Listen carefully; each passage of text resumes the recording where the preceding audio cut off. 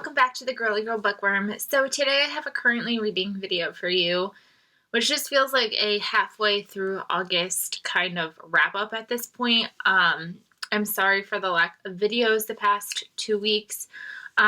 We lost power for about a solid week. Actually, it wasn't like a solid week. It was like a Tuesday to Friday, but it felt like a solid week because we didn't really get to enjoy having power again until Saturday when we basically had to get rid of everything in our fridge, and it was a chaotic mess. My husband broke his hand. Long story. So my life just hasn't been really here. I even kind of stopped updating on Instagram, and I just kind of stopped doing everything. I was really good in the beginning of the power outage. I was reading, and then my husband broke his hand and I just didn't read for a straight week. I could not get sucked into anything that I wanted. And it wasn't until yesterday and the day before that I finally got back into reading again. So it's just been a mess. But let's just dive into the books that I've read so far in August. I'm currently in the middle of 2 books. One is a potential DNF, and one is just a book that I've been taking slower this month. The first book that I might end up DNFing is A Song Below Water by Bethany C. Morrow. I was reading this when I wasn't in a good place in my head, so I don't know if it's the book or if it's me. So that's why I don't want to DNF it quite yet. I'm still going to give myself a chance to pick it back up sometime this month because I do want to read it, but I think the writing style and I just weren't clicking. This book is following 2 girls, Effie and Tavia. Yeah. Tavia is a siren, and we're really not sure what's going on with Effie. Effie is a mermaid in a Renaissance fair, and they call each other sisters. They're living together, but they're not actually sisters. And one day, there's a case against a guy. He has been accused of murdering his girlfriend, but his defense is that she was a siren. So a lot of upheaval that's going on, but unfortunately, like I said, the writing style is not necessarily clicking with me, and again, I don't know if it was my mood or what was going on, but I have not been able to keep going with this one. I needed to put it to the side for now. I'm going to try to go back to it, though. I am still technically reading My Dear Hamilton. I haven't picked it up yet this month just because I put it to the side for a second just to read other things, and then I just haven't gone to pick it back up yet, just with my headspace and everything, but still technically reading that too. White Guilt by Shelby Steele. This is the one that I'm kind of taking a little bit slower. I only have, I think, 80 pages left in this. This is a very dense read. Shelby Steele is obviously very educated, and he likes to throw lots of big words and terminology around. So there's definitely pieces of this that are definitely clicking with me and I'm understanding. And then there's other parts where I'm just this is totally over my head and I don't know what's happening. This is my nonfiction for the month. And like I said, it's good. I just need to take it kind of in smaller doses. I think I just got to part 3. Or close to part 3. The bad thing is I have not marked where I am in this book, so I'm hoping I marked where I am on Goodreads. But yeah, I'm going to continue reading this and have this done by the end of the month. Now to the books that I have finished. And I've got to say, I really enjoyed all of the books that I've read so far this month, except one. So, I feel as much as, I've been slumpy and I've been a mess, I've at least read books that I'm, really enjoying. So, that's a plus.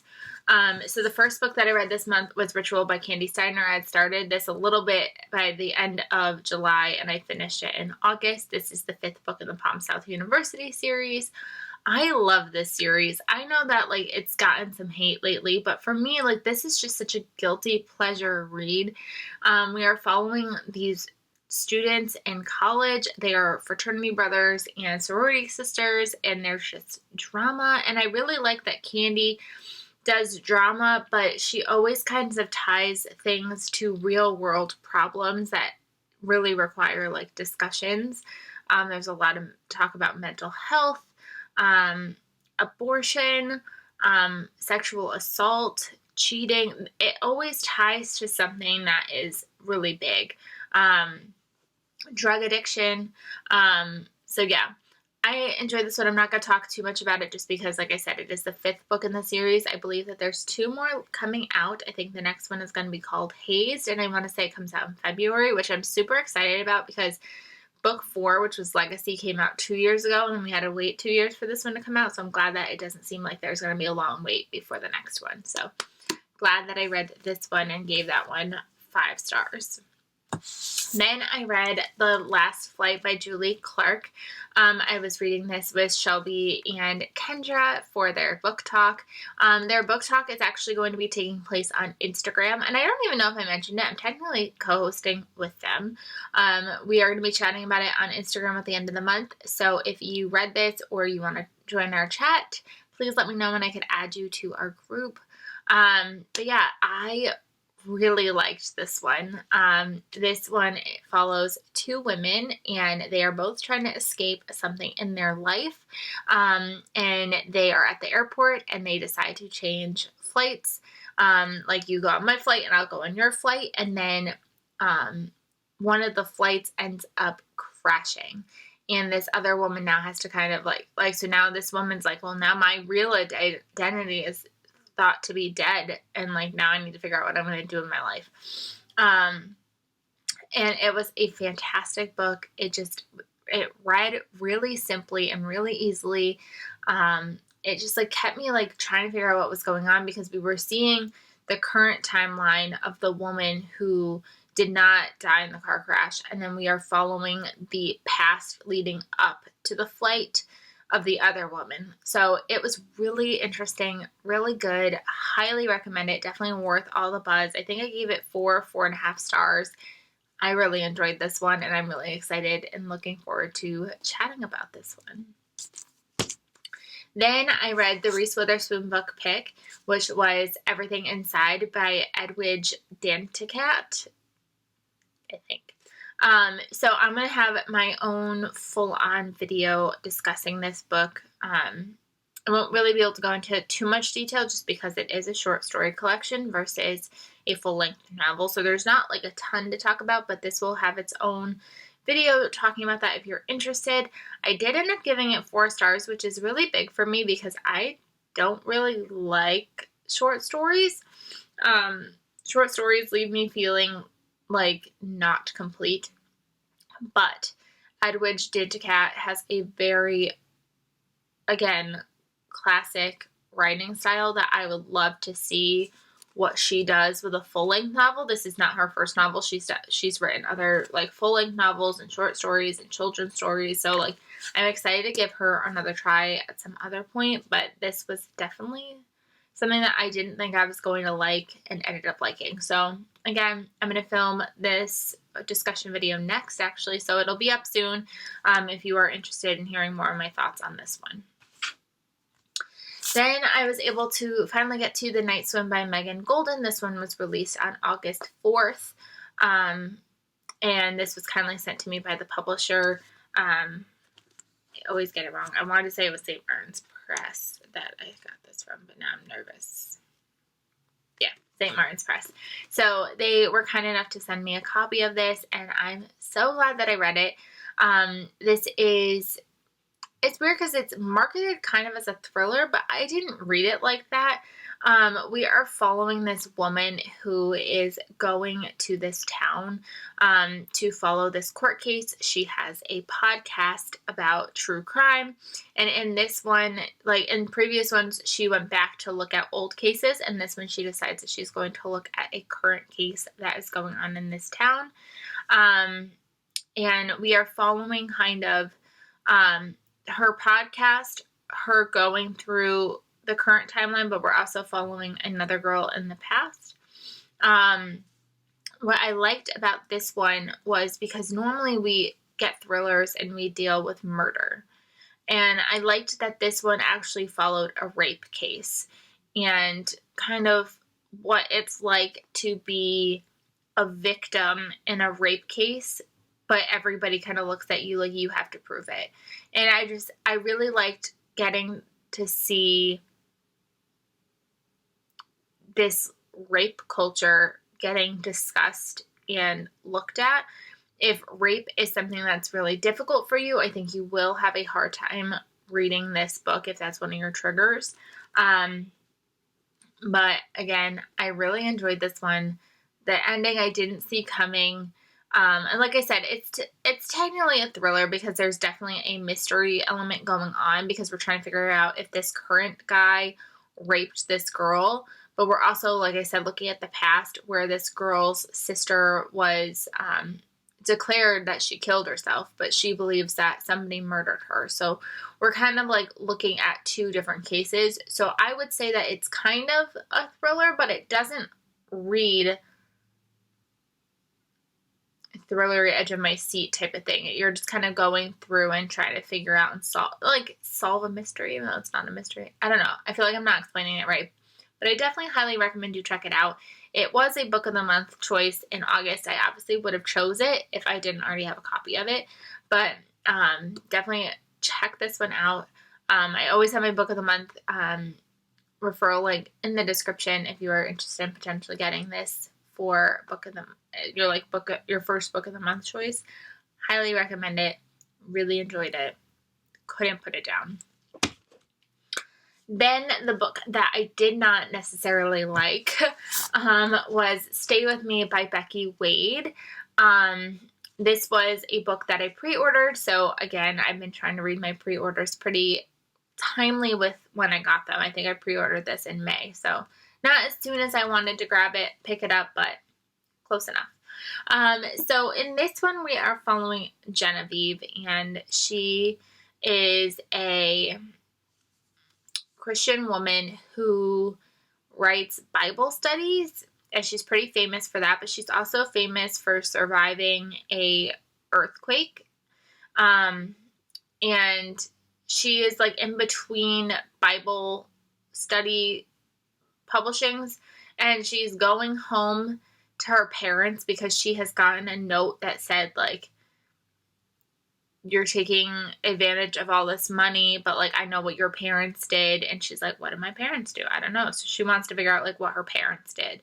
So she's coming back to town, and she ends up waking up in some guy's cabin because she is addicted to painkillers. So she kind of ends up in this guy's cabin, and he like wakes her up and is like, why are you in my cabin?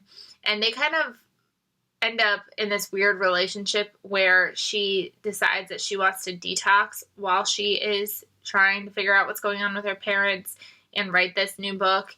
And she knows that like he knows about her addiction, so he won't be able to like necessarily like judge her for it, but he'll like make sure she detoxes safely. So she decides to rent out his cottage. I don't know. I didn't know that this was about drug abuse. In the back, it just talks about how she's got a secret that she's been working like to hide. And like the love interest, Sam, that she's interested in, he kind of has a past with a similar issue. So like he doesn't want to get close to her because he has things that he's dealing with from his past. And this was like 400 pages, and it just was too long. There were so many things that were like inserted in this that didn't need to, that just felt like we were dragging things out to drag things out.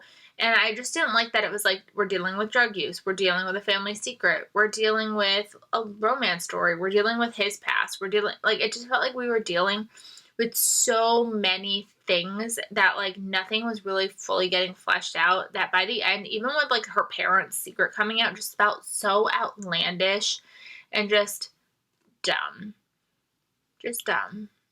And this one was not for me. I don't know if I'll try Becky Wade again, just because this was just so long. Oh, and we were also dealing with like the earthquake. We were getting so like we would get her perspective, and then we would get the male perspective, and then we would get this like inserted part about the earthquake. And I was like, why is the earthquake in this? Like, I think because it's a series, I believe we're going to be following the other characters that were involved in that earthquake in future books.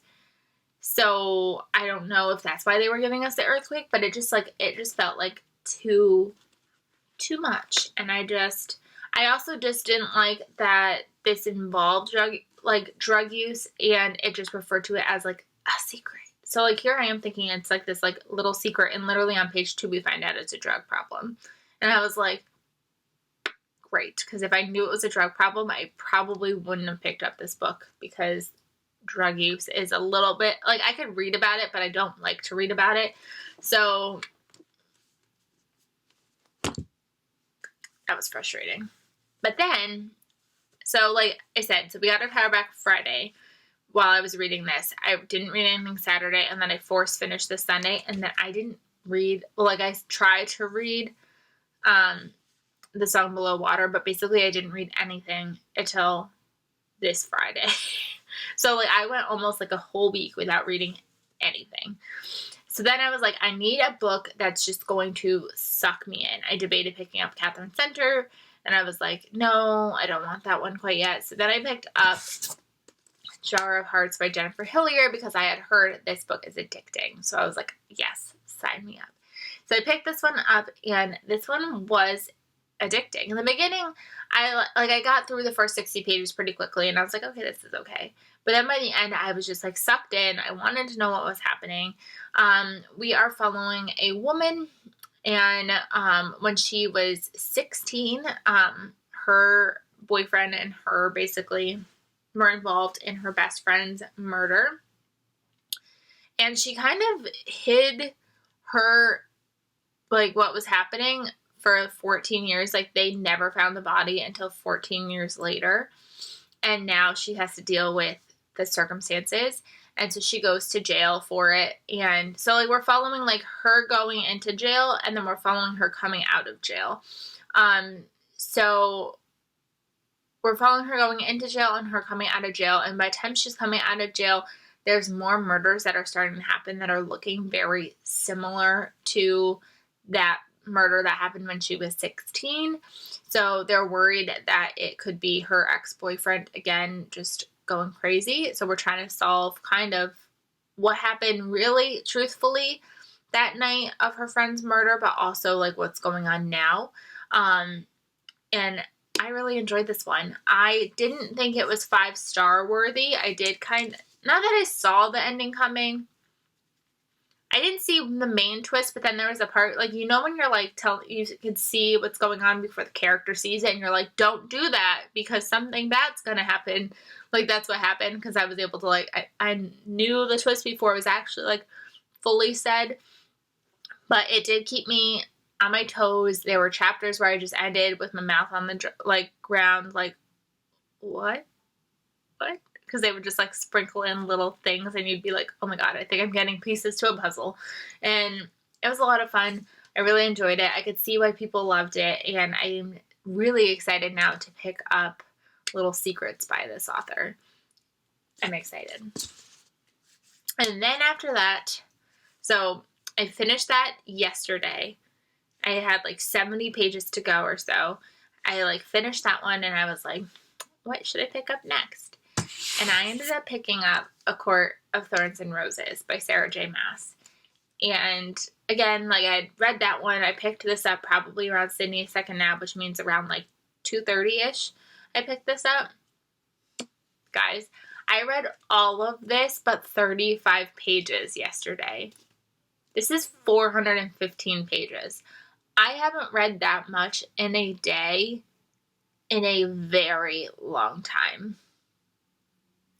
I just needed something that I was going to get sucked into and just kind of be able to flip the pages, and that's exactly what this did for me. This is the first book in the series. I feel like I don't really need to talk too much about it. I feel like so many people, everybody has read this but me. I'm like the last person on earth to read this. But this is a kind of Beauty and the Beast retelling-ish with fairies. We are following our main character. Her family is really poor right now, and she is trying just to survive. It's winter. She goes out deer hunting and ends up killing a wolf, which actually turns out to have been a fairy. So this high Faye comes to her and is like, you know that you broke the treaty, right? Like, you killed a fairy. Like, you're either going to die right now or you're going to come and be my prisoner. So she goes and she's his prisoner. And this, like I said, was so addicting. Apparently this is new adult and not young adult, which made it a little bit more spicier and exciting to read. But yeah, like this, I don't know why I've been missing out on this. Like, I feel like, but I said this to my husband too, I feel like if I had read this when the hype and the buzz was around it, when it first came out, I wouldn't have liked it. I don't think I would have liked it at all. But like, now that the buzz has kind of died down, it's kind of hyped back up again. Like, I've been seeing this all over Instagram. But like, it did exactly what I needed. It was like the perfect getaway. So I'm really excited to potentially pick up book 2 at some point. I'm kind of like trying to not buy books right now because I just bought 5 the other day. So I'm trying not to buy a million books right now. But yeah, I'm excited to continue on with the series, and I'm glad that I finally gave it a shot. And I gave that one 4 stars. So yeah, those are the books that I have been currently reading. Hopefully I will be able to update you a lot sooner than this time around. So I'm filming this on Sunday. Next Monday, so not tomorrow, but the following Monday, I go back to work. So we'll see what happens. But yeah, I hope you guys have been doing really, really well, and I will see you guys really soon. Bye, everybody.